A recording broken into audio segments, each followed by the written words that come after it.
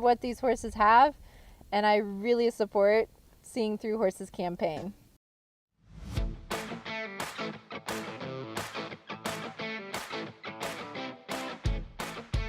Welcome to America's Horse on America's Trail with the Mustang Discovery Ride. I'm your host, Julianne Neal. With a goal of 5,000 miles, 5,000 Mustangs, the Mustang Discovery Ride team hopes to bring attention to adoption into appropriate homes for these living legends. Enjoy the ride. Welcome back for the second half of Lisanne's conversation with Lynn Thomas of Horses for Mental Health. We're on location at Grand Staircase in the Escalante National Monument, Utah. We'll chat a little more about the inaugural Seeing Through Horses campaign and preview Lynn's first ride on a Mustang as we prepare to head through Bryce Canyon. So my name is Lisanne Fear. I'm here with the Mustang Discovery Ride. I'm very excited for our guest today because we're going to talk about some mental health. So can you introduce yourself and kind of what you're doing? Yeah, I'm so honored and excited to meet you and be part of this amazing project that you're doing. My name is Lynn Thomas. I'm a mental health professional, and I'm president of Horses for Mental Health, which is a nonprofit organization to bring awareness of the power of horses that horses can bring for mental health and to advocate for more mental health services to include horses. So we're hoping that every person around the world, as they struggle with mental health needs, will think of a program involving horses because it's amazing what horses can do. Yeah, I'm so excited to have you here today because talking mental health is very near and dear to my heart because I think, it's a way of breaking down the taboo of what is mental health when you finally speak out loud about it. And it's obviously very near and dear to my heart to have horses involved in that. For me, particularly Mustangs. So I'm excited to hear what you've seen and experienced from your side of like the mental health side in terms of seeing what those horses are capable of doing in between humans and even like possibly helping the horses along too.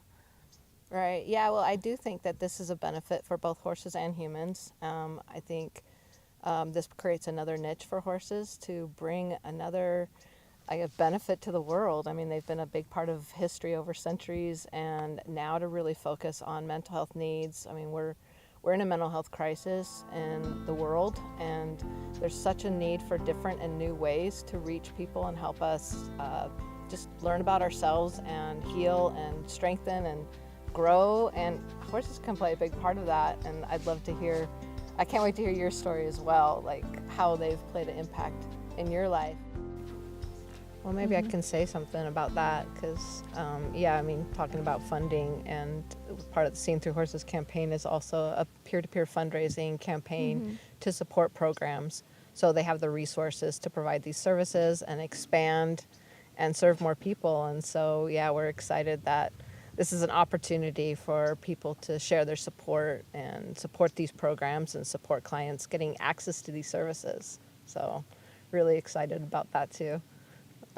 Yeah, that's a lot of where I want my foundation. Like, I feel like we can be a good key in that in terms of, so the foundation's name is the Mustang Discovery Foundation, and our new tagline is going to be Discover Living Legends, whether that be, the humans that are making an impact in life, but more importantly, the Mustangs and the horses. And so I would like to be that resource where if people do need help or they want to learn, like, how and where to start, they can come to our foundation and find all the resources that they need, and where we highlight all of these programs across the country. So we have these big eventually I'm going to have these big map databases where you can type in your zip code and you can find either Mustang trainers that are helping people train their own horses, or you can find a veterans program, or you can find a troubled youth program, like kind of near you in your area, because there are so many amazing programs out there that are happening and really making differences. But how do we help each other to highlight each other? Because we're so blessed and so fortunate to live in America. And I've really felt that way across this trip. I don't know how many places you could actually ride as a single girl with 4 animals and 2 dogs going across country safely. So we're so fortunate to be Americans and pursue so many things. And we do have so many resources out there that just aren't adequately recognized. So how do we bring recognition to the great work that all these different organizations are doing. Yeah, absolutely. I and I was gonna say, I don't know if we talked about that this is going to be a documentary, right? Should we maybe like, so this is being documented, your journey across the country, and to bring awareness is being documented as well for a documentary. Do you want to say anything about that documentary?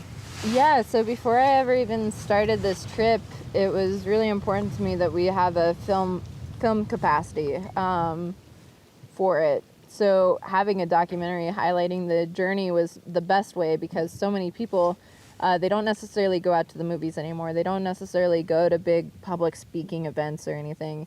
Unfortunately, most of society enjoys living indoors very comfortably, and so how do we reach these people that never leave their rooms, and like the people that actually need the help? How do we reach them in a platform that's better for them? And so it was really important to have a documentary done, because that's how we would grow this into something where it could reach the greater good and population across the country. So, and even in other countries, which is great. I send a couple postcards to Germany and Canada, and it's cool to send international postcards every month. But it's been a blessing to have Julianne Neal with JA Media Productions as a part of this, because her heart's in the right place, and I know it's, in order to do this, it takes teamwork to make the dream work, as cliche as that is, but that's the reality. And it's good to have people that are here for the horses and the Mustangs, and see the greater, better picture, like beyond just the day-to-day of survival along the ride. So really, really grateful to have that, because it will be such a great resource later. And I'm even really excited to write a book. I write a lot of like little posts on Facebook, and well, they aren't little, they're actually very long. They're quite novel length posts, but I'm excited to convert some of that writing into a book later. It's always been a dream of mine to become a published author, and this journey has opened so many doors for me in that regard. But what I'm most excited about this journey is like opening doors for so many more horses. For me personally, that's my number one, and then the humans part of it. But there's so many horses out there that need good, loving, and adoptive homes.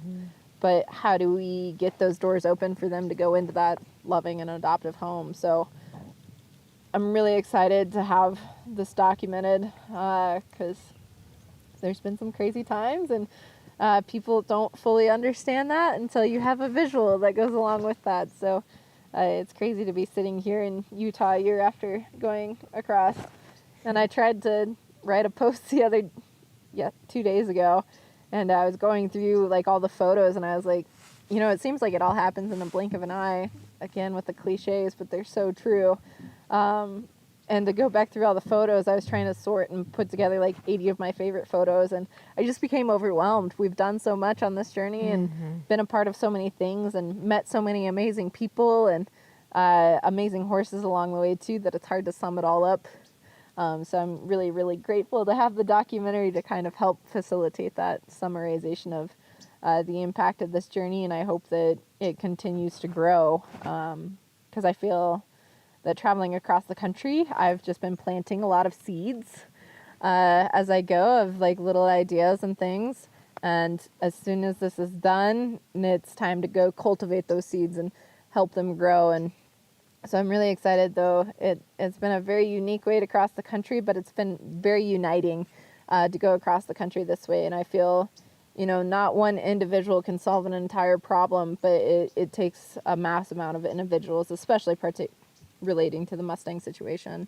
There's so many different facets to it. And there's so many great organizations out there that are focused on other parts around the Mustang issue, but my piece is to get more horses adopted, and through that, help more humans along the way as well. So That's amazing. So, before we get into talking about what we're going to do next, I don't know if would you be okay to share the story of your first Mustang? Because I think you just shared about the 4 Mustangs that carried you to safety. yeah. But I loved your story of your first Mustang too. Is that okay to share that too? Yeah, of course. Yeah, so I grew up as a kid really being involved in the American Quarter Horse Association and the APHA, which was the American Paint Horse Association. And growing up as a kid, Mustangs were just referred to as desert rats where I was at in Wyoming. No one used them. No one really had one as for ranch horses or anything.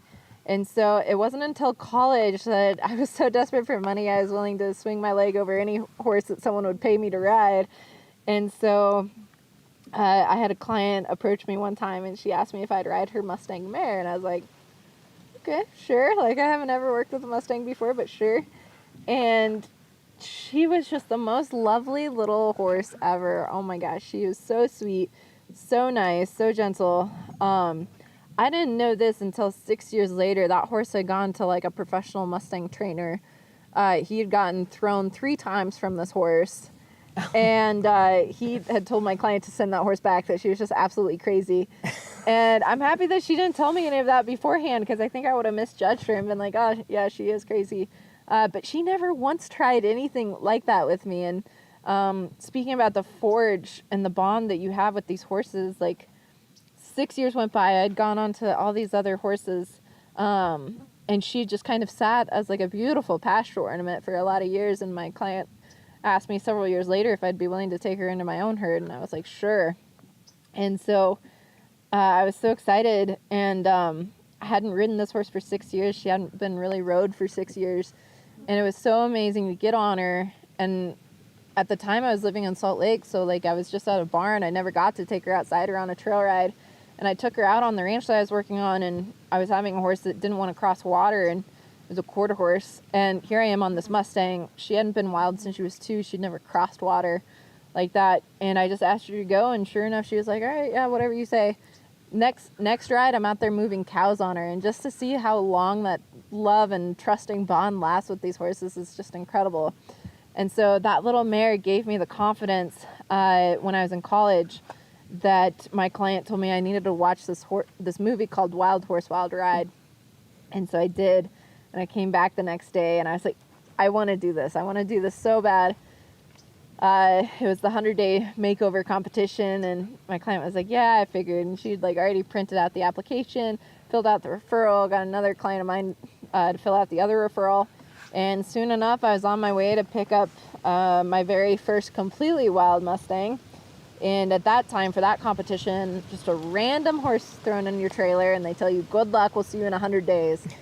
And I am so grateful and blessed and fortunate that my very first Mustang ever was my horse Phineas, who you're going to ride later today. He was a doll straight from the beginning. He was eating out of mine and my client's hands the night he came home. And he was just lovely. I mean, coming out of the wild, I was on him in 10 days, and it didn't feel rushed. It didn't feel forced. And he was just, oh, he was so lovely.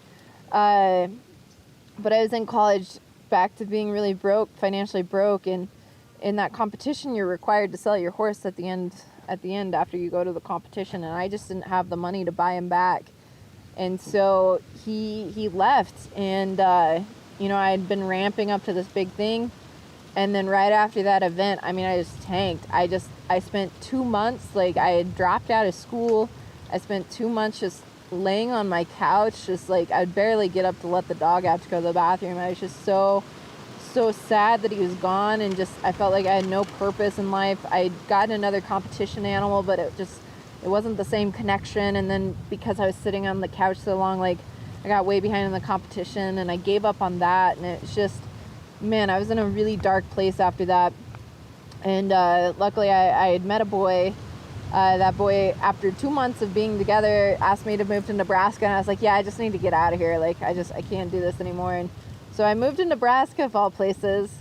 And while I was there, the gal that had bought Finn from me, she unfortunately went through a divorce and had to liquidate her assets, and part of that was the horses.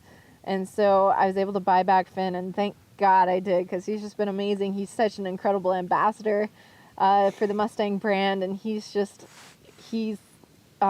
amazing. And so I'm so grateful and thankful to have Finn. He's been there for me every time I've needed him to pull through, especially with other people too. He's just so solid and reliable. I don't know what I'd do without him. So I'm so grateful and thankful to have Finn. He's been there for me every time I've needed him to pull through, especially with other people too. He's just so solid and reliable. I don't know what I'd do without him. So yeah, he changed my life, and thank God I got him first, because my next Mustang I got, she was wild.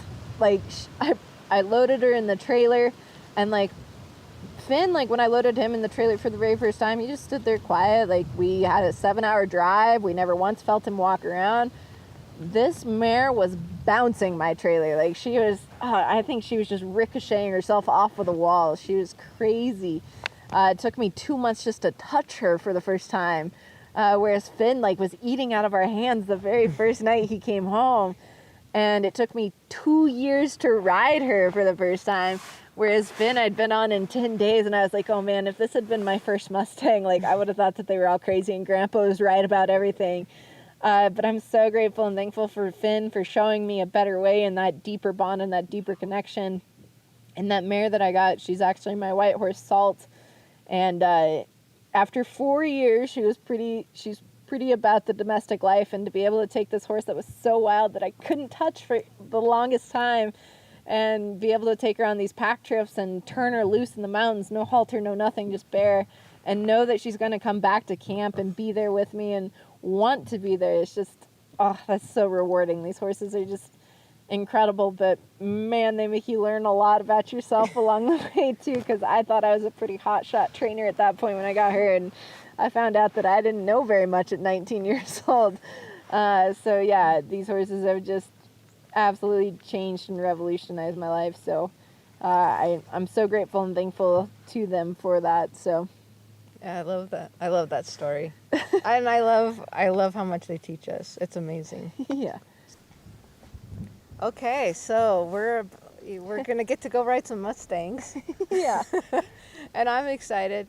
No, most of my time is spent with horses, on the ground and with clients, and doing amazing things on the ground, because there's so much that can happen unmounted with horses, and through that relationship, like you're talking about, that bond and that connection, and so yeah, and I think what's neat too about horses is they don't just give you their friendship kind of thing like other animals might do that. You gotta work with them and really build a relationship. So but yeah, so I actually haven't been on a horse's back for like 2 years. Wow. So but I'm super excited to experience today and going on this ride with you today, and seeing I think the other thing is just being in nature, like you said. Just so much of our time is spent inside, and horses help us get outside and experience the whole experience, nature. So yeah, I'm so excited. I'm trying to think if I've even ever ridden a Mustang. That's probably my first time. Yeah, I'm excited. I'll tell you what, though, like, I don't know how long you've been following, but a couple months ago, I posted a little video. There was this 10-year-old girl that she had never ridden Mustangs before. She had ridden some horses. She had never rode more than 30 minutes at a time. And her mom just left her with me for the day. And so it's just the two of us, and she jumps on and she rides for 17 and a half miles with me. And within the first mile, like, she was on Finn, and I was riding Chelena, I was leading Abilene and Pistachio.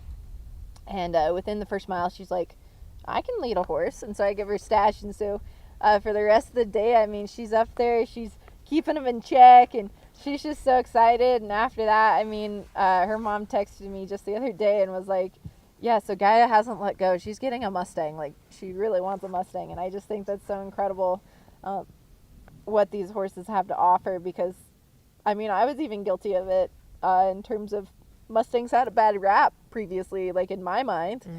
And getting to know and be a part and see that they aren't all these wild, crazy zebra, gazelle-like animals, that they're actually very closely related to our domestic horse. And be able to build that connection and communication with them, it's incredible. But to see what these horses are capable of, and I'm so proud of my horses for being such great ambassadors, and being able to show others too, like, their powers, and just how incredible they are. So yeah. What do you know about where we're going today? Well, I have to say, you probably know more than me. So we're headed to Buckskin Gulch today. It's been a bucket list thing of mine to actually ride through a slot canyon. And so it sounds like we'll actually get to go ride through some slot canyons, which I just can't wait to see the colors and be a part of that experience. So What is a slot canyon? yeah, so a slot canyon, from my understanding, we'll see how this changes. But it's actually like a very narrow canyon, which is why they call it a slot. Is because it's so narrow and it's so tall. But we're fortunate to be in this area where, with the way that the geology worked, that there's all this different layering through the narrow walls of the canyon. So I'm pretty excited to get to go experience a part of that. It's gonna be exciting. Yeah, it's going to be magical because the desert is magical. It is. And yeah. Mustangs are magical. So, And most Mustangs are from the desert because, like, Oh, yeah. you know, like they got pushed onto the land that was unwanted or felt deemed like unworthy of developing, and so that's essentially like the cracks and crevices where the Mustangs have really taken root and just grown with it. And so they're such hardy animals. I'm so grateful and thankful to be on Mustangs because, yeah, we're getting back into their natural environment and habitat. Speaking of Mustangs, it's time for a quick break from the podcast. I'd like to mention the upcoming Mustang Summit in Sacramento during the Equus Film and Arts Fest. We'll be joining Lisa Dearson, as well as a host of authors, artists, and filmmakers, all celebrating the 10th anniversary of the festival. We're back in person this year at the Guild Theater and the Equestrian Center at Rancho Muriata, but you can also visit the Equus Film Festival website for more information about the virtual fest. Check us out at equusfilmfestival.net. This episode of the podcast is sponsored by JA Media Productions. You do amazing. You're an incredible spokesperson and advocate, and you're young, and wow.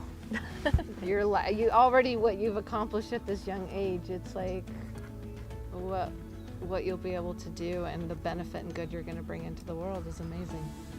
Yeah, So- that's good because I'm freaking out about turning 30 in January. I told you, it all happens before.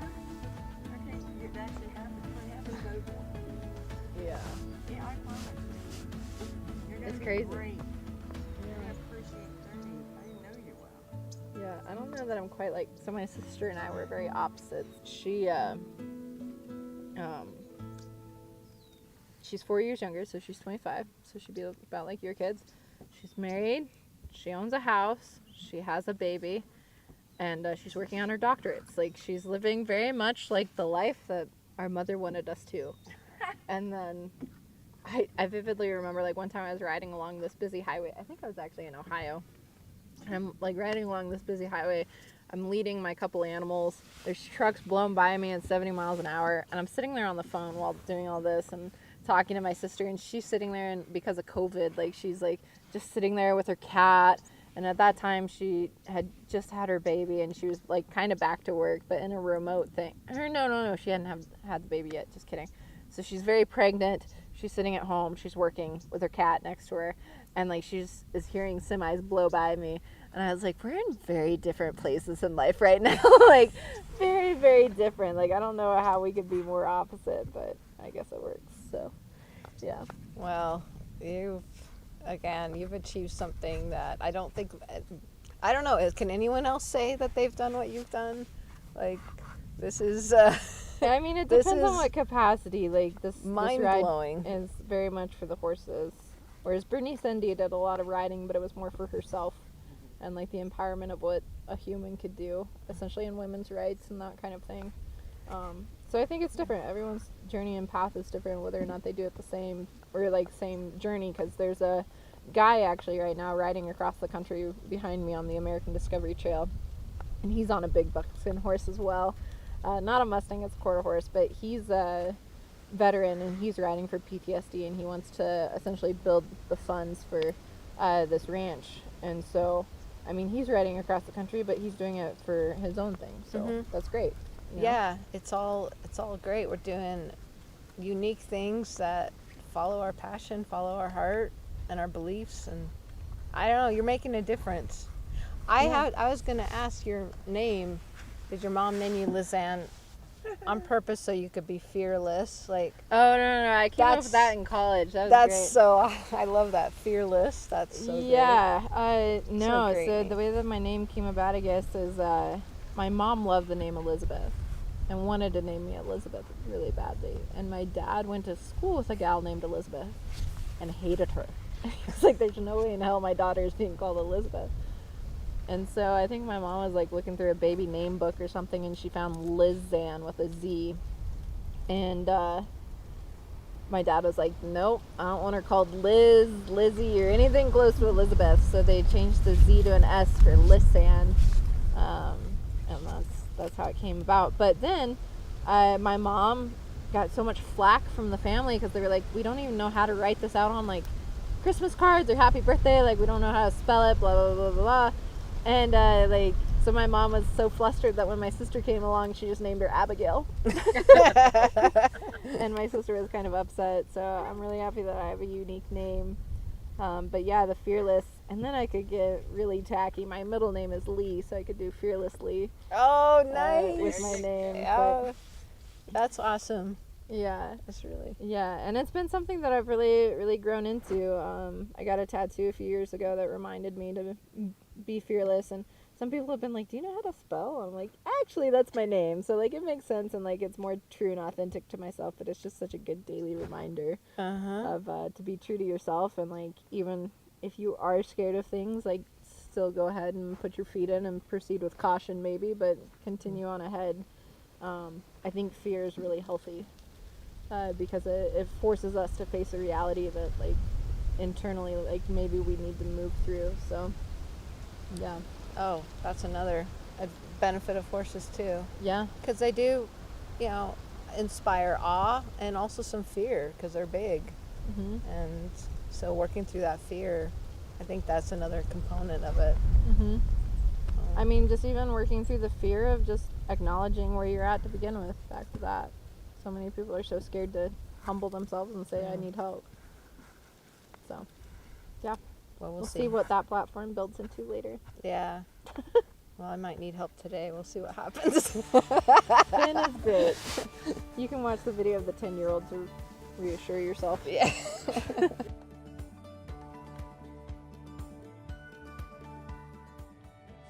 If you'd like to know more about the ride, please visit www.mustangdiscovery.com. If you'd like to support the upcoming documentary or docuseries, please visit jamediaconnections.com. We really do appreciate your support.